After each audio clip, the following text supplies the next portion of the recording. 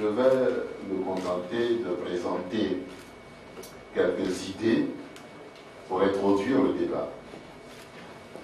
Il m'est demandé de présenter le cadre institutionnel et juridique des élections. Vous me permettrez d'y ajouter un autre cadre. Le cadre que je pourrais appeler le cadre conceptuel, et si ce n'était prétentieux, j'aurais dit axiologique également. Donc, dans un premier temps, en guise d'introduction, je voudrais, comme je viens de l'annoncer, vous présenter ce que je considère comme étant à la fois le cadre conceptuel et le cadre axiologique, au sens des valeurs sur lesquelles doivent reposer les élections. Les élections sont aujourd'hui présentées comme le signe distinctif des régimes démocratiques. La grosse difficulté consiste à faire en sorte qu'à travers les élections s'exprime effectivement, c'est-à-dire régulièrement, en toute légalité et en toute sincérité, la volonté du peuple, qui est donnée comme étant le souverain. C'est à lui qu'appartient le pouvoir.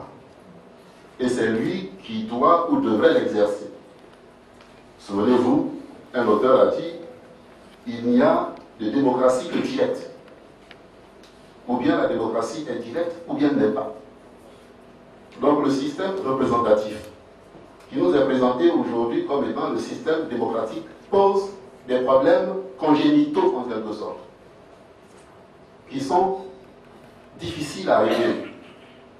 Comment faire en sorte que moi, vaudier, électeur, je puisse exprimer ma volonté à travers les élections pour obtenir que celui que je voudrais voir détenir le pouvoir et l'exercer soit celui que moi j'aurais désigné.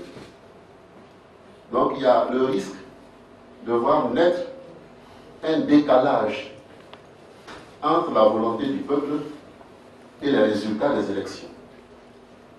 Et ce décalage peut être déjà source de contentieux.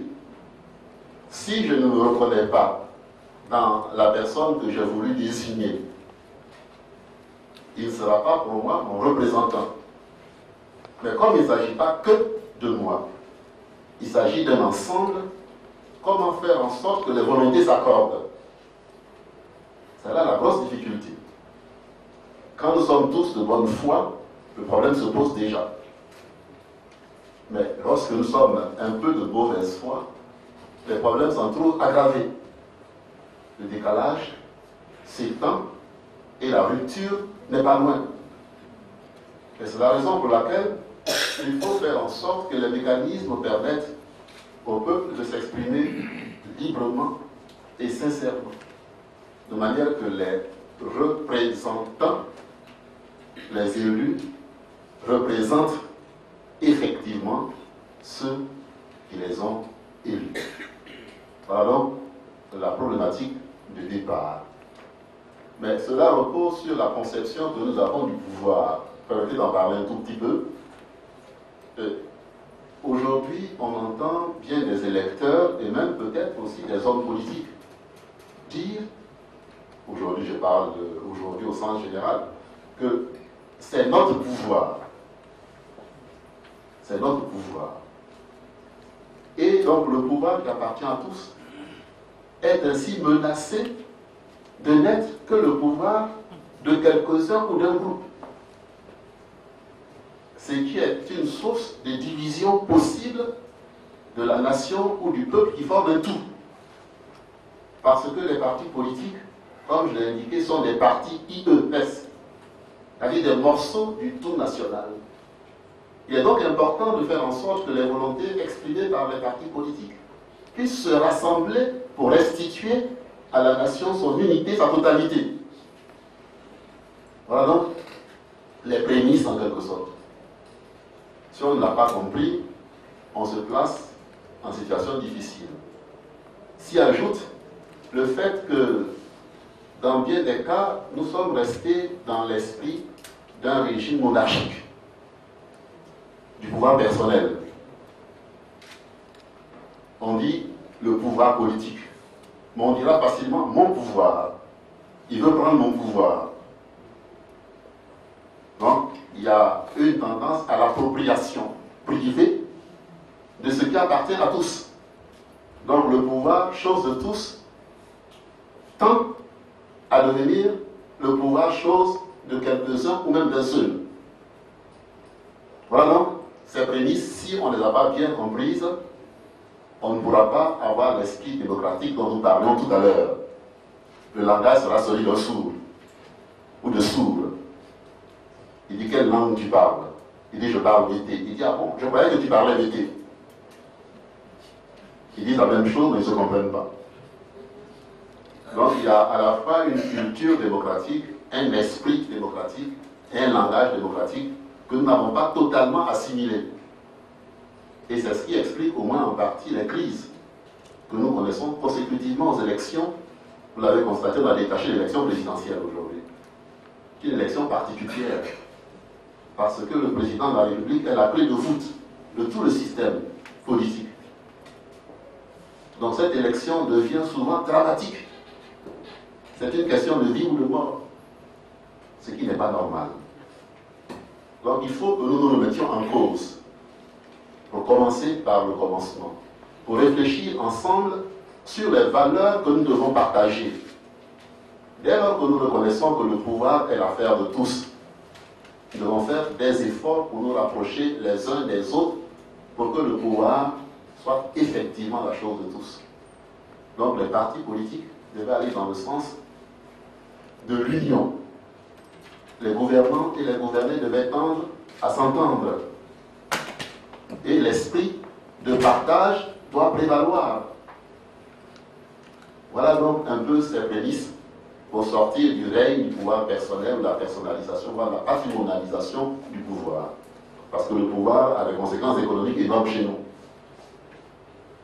On a le pouvoir, on a beaucoup déjà, au plan économique, au plan financier.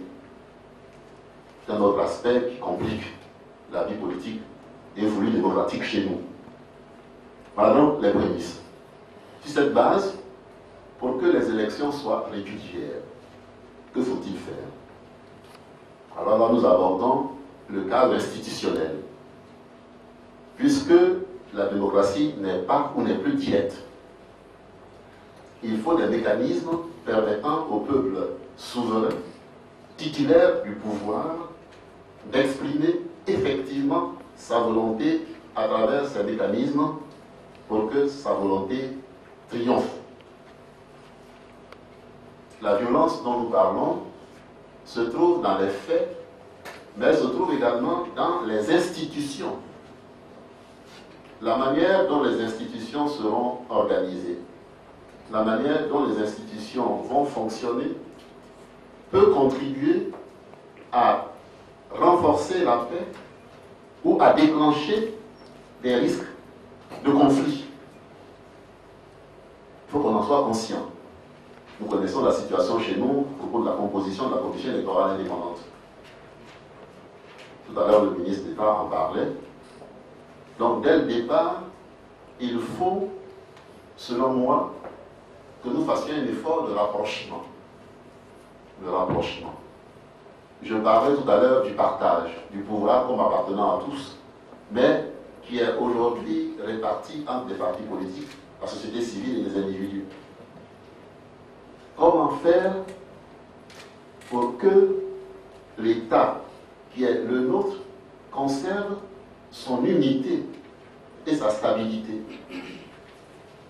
Il faut donc là aussi que les institutions reflètent la volonté générale. Comment composer donc ces institutions? Tout à l'heure, je parlerai du Conseil constitutionnel.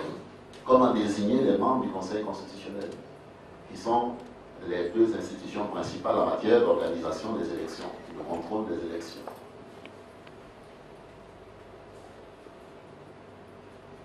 La commission électorale indépendante, le Conseil constitutionnel, doit être donc composée de manière à refléter l'opinion générale. Mais comment y parvenir? Tout à l'heure, nous avons parlé à la fois de consensus et de volonté majorité majoritaire. Qu'est-ce qu'il faut retenir? Dans un contexte plus ou moins conflictuel, il y a des dispositions particulières à prendre qui ne seront pas les mêmes que celles que demande le contexte apaisé. Alors la question revient de savoir quelle sera ou quelle est la nature des élections qui auront lieu en 2015. Seront des élections de sortie de crise? En 2010, nous avions des élections de sortie de crise. Mais ces élections ont débouché sur une nouvelle crise. Est-ce que 2015, ce seront des élections de sortie de crise? Il est bon de s'interroger, parce que l'état d'esprit et peut-être les dispositions à prendre ne seront pas les mêmes, pas nécessairement. Et s'il y a des questions, c'est maintenant qu'il faut se les poser pour espérer dégager en toute sérénité les réponses appropriées. Alors je parlerai des textes.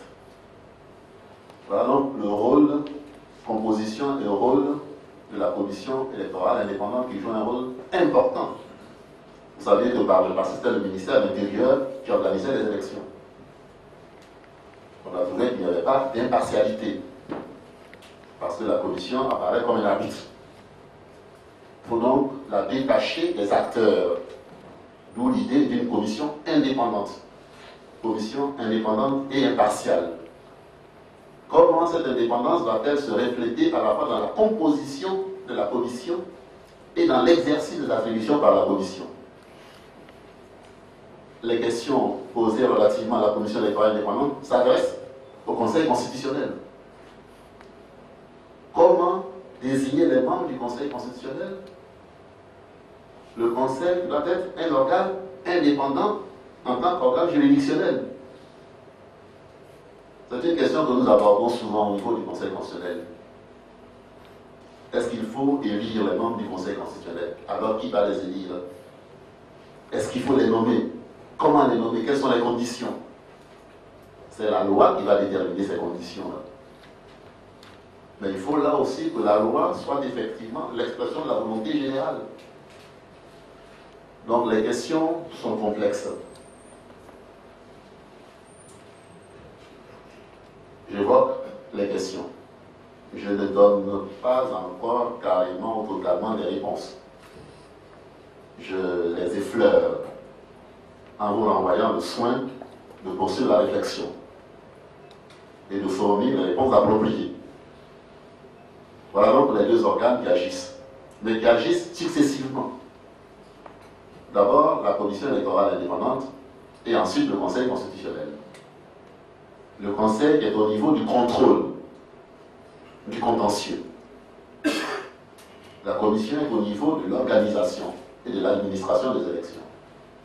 Quels sont les rapports qui doivent exister entre le Conseil constitutionnel et la commission électorale indépendante?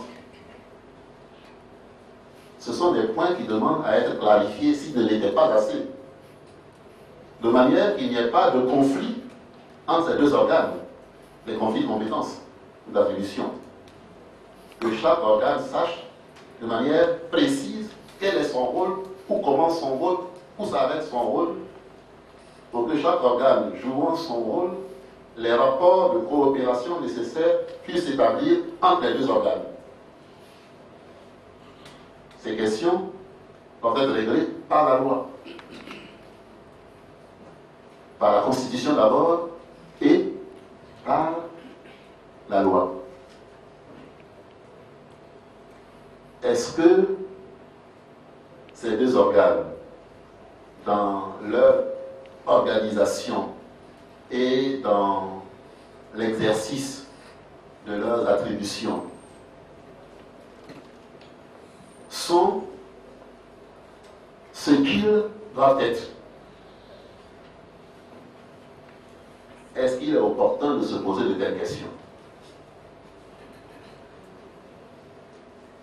Je crois que ces réflexions peuvent nous aider à prévenir les difficultés connues. Et c'est la raison pour laquelle le Conseil constitutionnel a conçu l'idée d'un séminaire portant sur les élections. Mais au lieu de l'organiser tout seul, nous avons décidé de co-organiser ce séminaire avec bien sûr notre premier partenaire qui est la Commission électorale indépendante.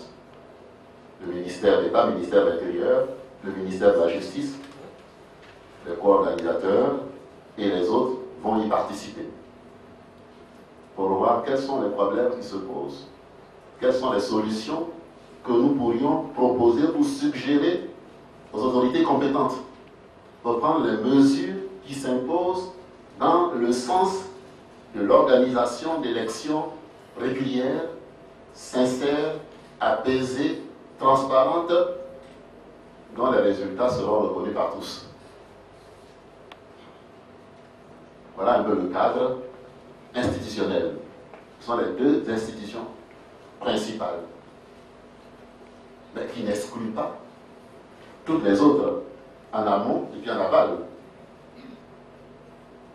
Le découpage, les circonscriptions, les listes électorales, la convocation des électeurs, ce sont des compétences qui appartiennent au président de la République, au gouvernement. Donc tous ces organes devraient pouvoir peut-être discuter pour voir quelles sont les meilleures dispositions à prendre. Est-ce que c'est le moment? Est-ce qu'il n'est pas trop tard? Est-ce que il faut que ce séminaire peut-être nous aide à faire progresser la réflexion et la recherche des solutions appropriées. Qu'en est-il du cadre juridique?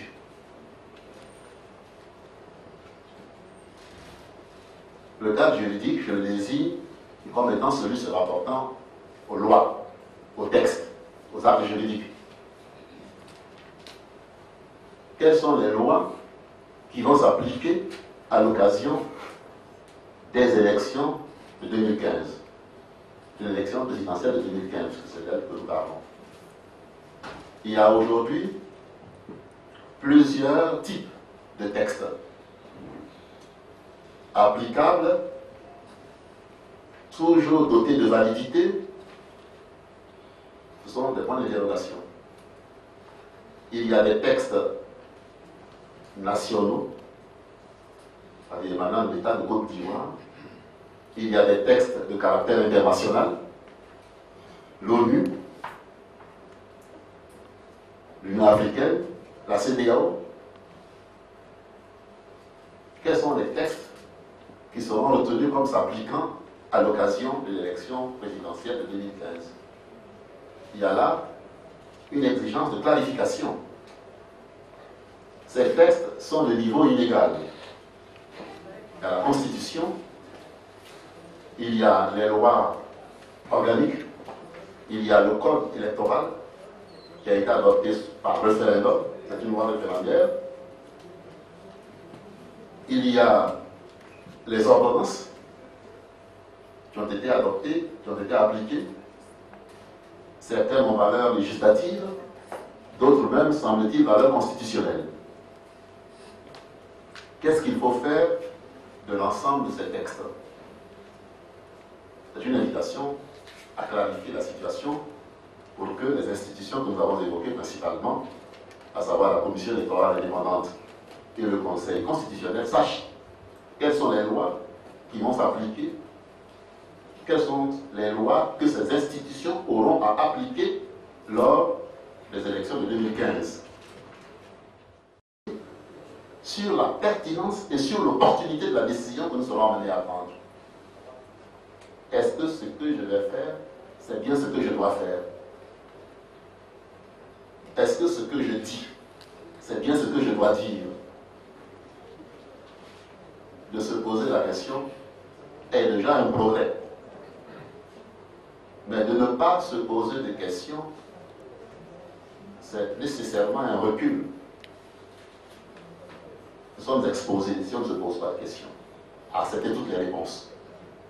Si on se pose des questions, on se met en chemin de trouver des réponses peut-être appropriées. Voilà donc ce qui est des textes. Il faut savoir quels sont les textes à appliquer. Donc j'ai parlé de plusieurs textes. ces textes ainsi recensés, faut-il les appliquer tels quels? Faut-il les modifier? Et dans quel sens? Faut-il adopter d'autres textes? Et lesquels? Quel contenu? Quelle nature? Ce sont des questions auxquelles nous devons tous réfléchir. Parce que s'il y a des dispositions à prendre, c'est peut-être maintenant qu'il faut commencer à les prendre. Il y a une convention, un accord, dans le cadre africain, qui indique que s'il y a des dispositions, des textes à prendre, il faut les prendre au moins 6 mois avant les élections, pour préserver la sérénité nécessaire pour avoir des textes qui ne soient pas dictés par les circonstances du moment.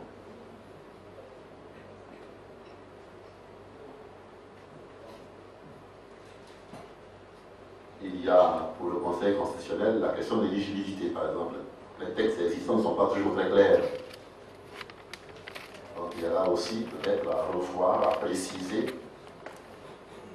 Nous en parlions la dernière fois au niveau du Conseil constitutionnel sur l'éligibilité. Est-ce que le contrôle est systématique?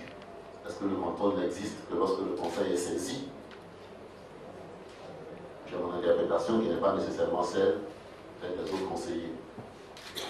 Donc il est bon que les textes soient clairs, qu'ils soient intelligibles, on les comprenne immédiatement, pour ne pas se prêter à des interprétations divergentes, source de contestation, de contentieux, de conflits. Voilà donc un peu le cadre. J'ai dit que je bornerai à brosser les éléments relatifs à la fois au cadre institutionnel et au cadre juridique. J'achève donc le propos sur ce point. Mais les institutions et les actes, les textes prennent place dans un cadre global. Il y a le contexte national. Donc à côté des problèmes de texte, il y a un problème de contexte. Tout à l'heure, je parlais des prémices de la démocratie. Si nous ne faisons pas des efforts dans le sens du partage, nous nous exposons peut-être à des difficultés. Parce que chacun voudra peut-être faire en sorte que le pouvoir soit le sien. Or, le pouvoir est le nôtre. Comment faire la différence entre ce qui m'appartient et ce qui appartient à l'autre? Comment reconnaître que rien ne m'appartient? Pour que nous puissions travailler sur des bases claires. Dans ce contexte, quel va être le mode privilégié d'adoption des règles? La loi de la majorité? Peut-être, oui. Le consensus? Peut-être, oui. À défaut d'avoir l'unanimité. Parce que j'ai indiqué quelque part, peut-être dans une vue un peu polémique, que la loi de la démocratie se devrait être la loi de l'unanimité. Puisque nous sommes égaux, toutes les voix comptent et à égalité. Donc c'est l'unanimité. Unanimité impossible à obtenir, d'où la majorité. Donc la majorité s'offre comme un pis-aller. Est-ce qu'entre les deux, il n'y a pas de consensus possible? Et dans le contexte qui est le nôtre, où nous reconnaissons tous la nécessité de la réconciliation nationale, n'y a-t-il pas des dispositions particulières à prendre? La réconciliation suppose la conciliation. La conciliation des intérêts contradictoires en présence. Un effort de rapprochement, un effort peut-être de partage, pour aboutir à quelque chose d'acceptable au départ et à quelque chose d'accepté à la fin, au niveau des élections. Tout à l'heure, nous avons parlé du consensus. Quand je parle, je réfléchis en même temps que vous. Et donc, je marque un petit temps d'arrêt pour savoir si ce que je dis est pertinent. Et comment est-ce que les auditeurs reçoivent ce que je dis. Est-ce qu'il n'y a pas, dans un contexte particulier, comme une exigence de consensus ou de compromis?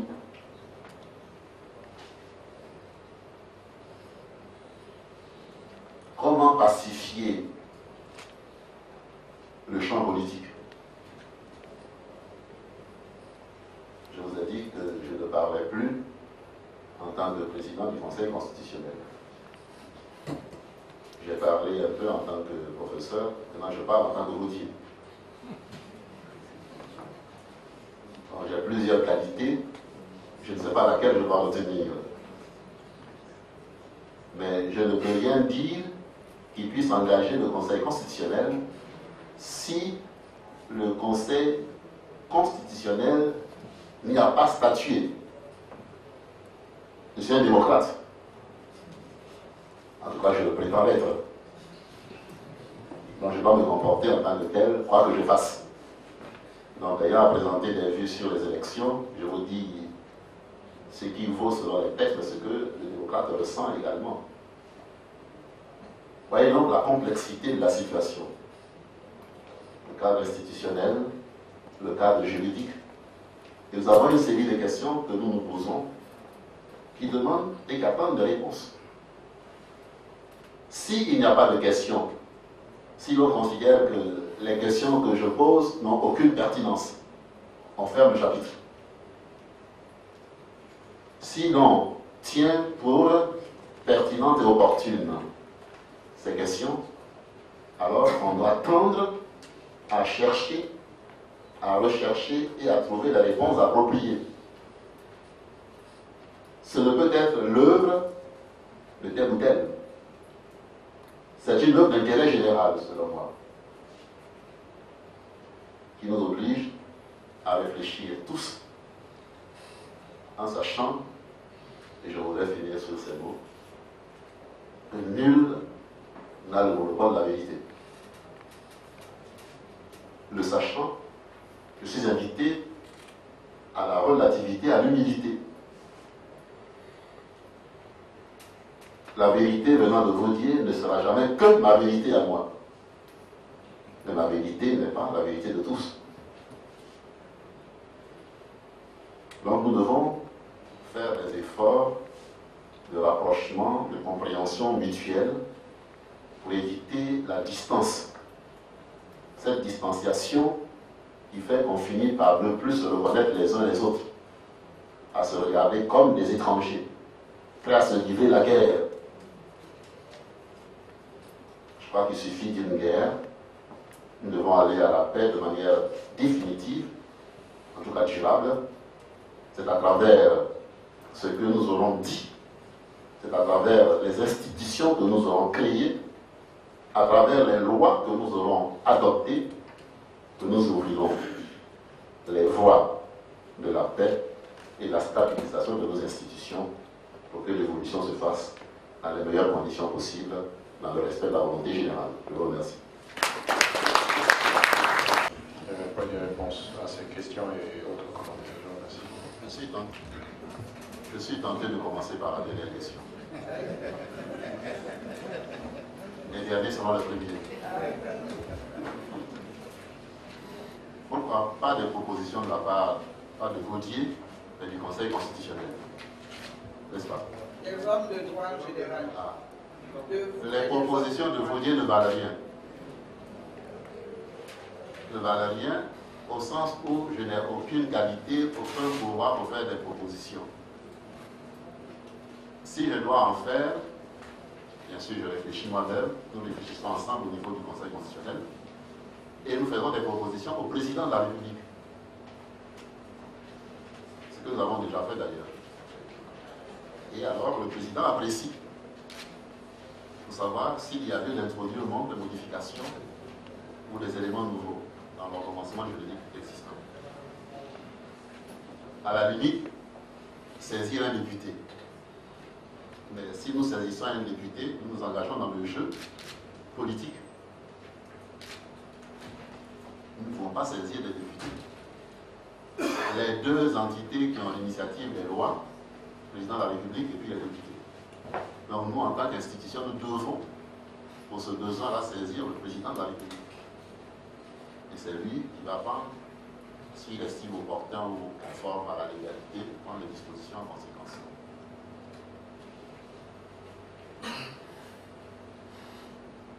Les textes externes, je crois que le ministre a posé un peu le même problème. Nous avons des lois. Si on n'applique pas les lois, on s'expose à voir le fait triompher. Ce qui n'est pas fait selon la loi va entraîner ce qui sera fait contre la loi.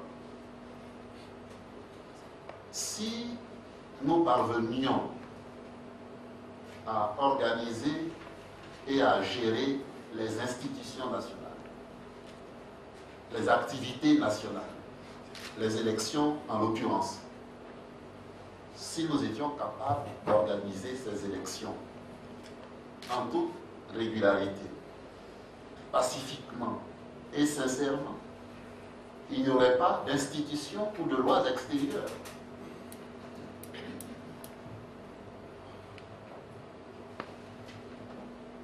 Est-ce que je me fais comprendre?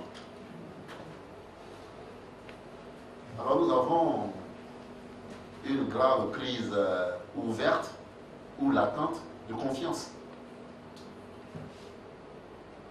Il y a une crise de confiance au sein peut-être de la société qui prend les formes diverses que nous connaissons. Alors, poussant dans ce sens, rejoignant la question posée par M. le Premier ministre, que deviennent les textes, ces textes?